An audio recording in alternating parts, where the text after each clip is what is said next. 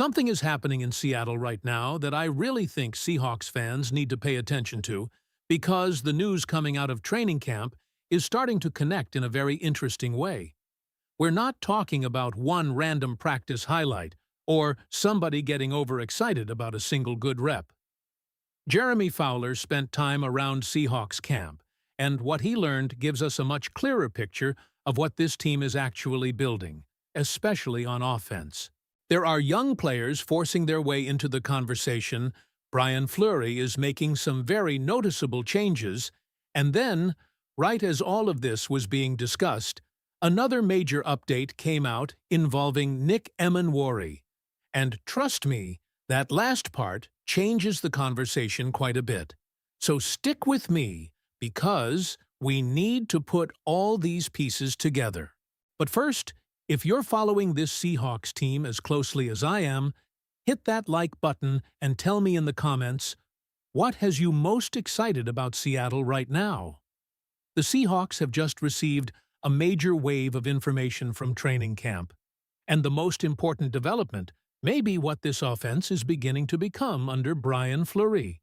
Jeremy Fowler's report from his time around Seahawks training camp offered several details about how Seattle is building its offense, how the running back rotation could work, which young players are pushing for larger roles, and where Nick Emmanwori stands in his recovery.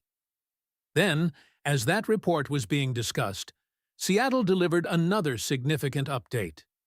Emmanwori passed his physical. But before getting to what that means for Emmanwori, there is a lot happening with this offense that deserves attention, because the picture coming out of camp is becoming much clearer. Brian Fleury was brought in from San Francisco to help construct the next version of an offense that Clint Kubiak had put in place. Kubiak's offense was built around running the football, playing a physical style, and getting as much as possible from the personnel available. Seattle used plenty of 11 personnel while also mixing in 12 personnel, and Fleury does not appear to be abandoning that foundation. Instead, he appears to be building on it. The run-first, physical approach remains important, but the presentation is changing. Fleury is bringing different motions, shifts, and movements into the offense with the purpose of creating favorable matchups. The idea described in the report is essentially players over plays. Find out where Seattle has the personnel advantage, create that matchup, and allow the Seahawks players to exploit it. And one of the biggest indications of how different this offense could look involves the tight ends. Seattle appears prepared to use significantly more 12 personnel, meaning 2 tight ends on the field, and that immediately puts A.J. Barner and Elijah Arroyo into the spotlight. Barner has still been working his way back after off-season surgeries, so his camp has to be viewed with that recovery in mind. But nothing about Seattle's plans suggests his importance has disappeared. The expectation presented in the material is exactly the opposite. The Seahawks continue to see Barner as an important player they want on the field. Then there is Arroyo, who has apparently taken a noticeable step forward. That combination is fascinating because Seattle can ask defenses a difficult question whenever Barner and Arroyo are together. A defender has to possess enough size to deal with what those tight ends can offer as blockers, but that same defender also has to be capable of handling their athletic ability when they become receiving options. Finding players who can comfortably accomplish both jobs is not easy. That is where the matchup element of Fleury's offense becomes so important. Seattle does not simply have to line up and tell a defense what is coming. The Seahawks can use personnel, motion, and movement to search for the matchup they want. If a defense responds to the physical threat of the tight ends by getting bigger, Seattle potentially has opportunities to use their receiving ability. If the defense responds with lighter personnel capable of running with them, the Seahawks can challenge those players physically. And the tight ends are not the only players who could benefit from this approach. Rashid Shaheed is another name receiving attention. According to the discussion surrounding Fleury's approach, the offense is using motion, shifts, and movement to put Shaheed into situations where the matchup is more favorable for him. There was a feeling that Shaheed and Sam Darnold had been slightly out of sync, and Fleury's ability to manufacture better situations could help address that. That is one of the central themes emerging from all of this information. Seattle is not merely changing plays for the sake of changing them. The offense is looking for ways to make life easier for its players, including Darnold, who has been having success during Seahawks training camp. The potential difference is significant. The offense already had a physical framework. Now Fleury is adding another layer to that framework by trying to manipulate matchups before and after the snap. And then we get to a part of Fowler's report that could have an immediate impact on what Seattle looks like when games begin: the running backs.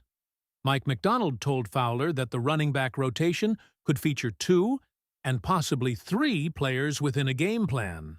That is a very important detail because it suggests Seattle is serious about distributing opportunities rather than automatically putting everything on one back. One player in particular received significant praise: Jadarian Price. Macdonald's assessment of Price stands out.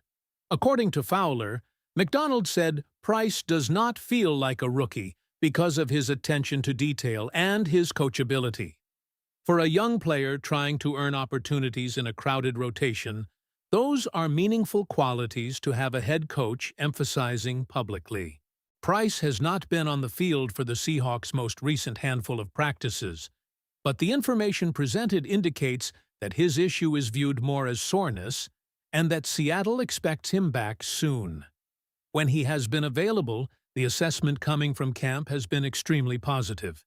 That makes the upcoming running back rotation one of the situations worth watching closely. The expectation discussed is that Price, George Holani, and Wilson will have opportunities carrying the football until Zach Charbonnet returns. More importantly, the competition inside the room appears to be producing the kind of response Seattle wants. Instead of the battle for touches becoming a negative, the backs are described as embracing the competition and handling it correctly, and Price may be making it very difficult for the coaching staff to ignore him. Fowler specifically wrote that Price would be hard to keep off the field. Combine that with Macdonald saying he does not feel like a rookie, and suddenly this is more than a young running back simply getting preseason opportunities. Seattle is apparently evaluating how multiple backs can become legitimate pieces of its game plan.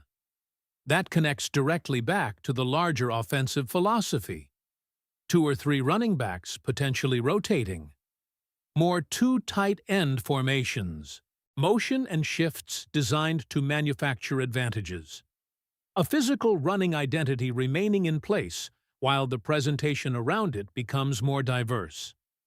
There is a clear idea tying those pieces together. And there is another young offensive player whose camp could make Seattle's decisions even more interesting: Torrey Horton. The Seahawks clearly plan to use Horton, and his training camp has only strengthened the case for a larger role. His reception total during his rookie campaign may not have been as high as some wanted, but the touchdown production was much more noticeable. The assessment in the material was that when Horton got the football, positive plays seemed to follow. Now he has reportedly put together a very successful camp and has looked impressive enough to potentially position himself for the wide receiver 2 role. Jaxon Smith-Njigba is presented as the clear number 1 receiver, but after that, Seattle could have an intriguing situation. Rashid Shaheed and Horton could effectively become a 2A and 2B, with Cooper Kupp also part of that receiver picture. That does not mean the competition has already been decided. It means Horton has performed well enough that the possibility has to be taken seriously. And when you combine that with what Fleury is doing schematically, it becomes easier to understand why Horton's development matters. If this offense is truly going to emphasize finding the best matchup, rather than simply forcing a particular play regardless of personnel, having several legitimate receiving options becomes incredibly valuable.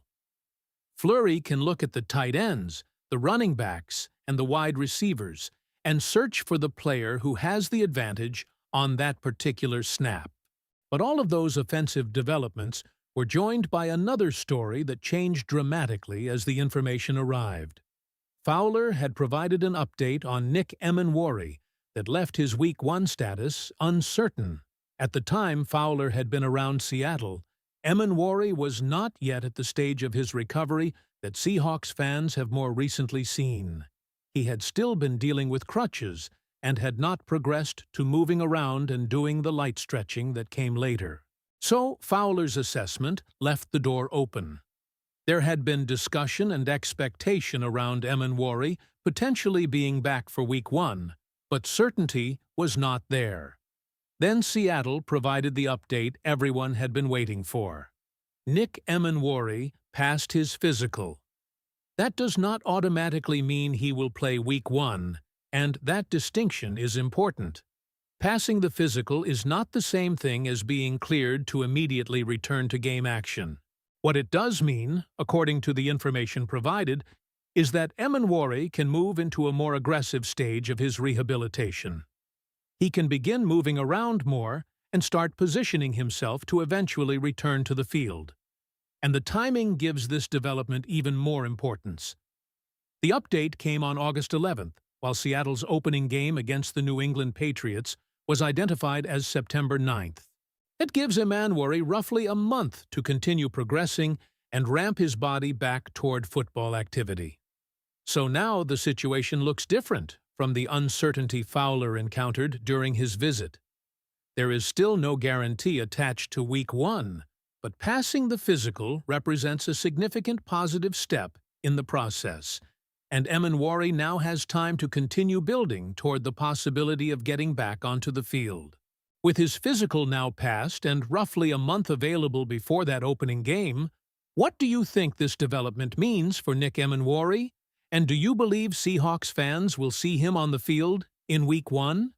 If you're excited about what's happening with the Seahawks, subscribe to the channel, leave a like, and tell me what you think in the comments. And click the video on your screen right now, because the latest Seahawks news first is right here.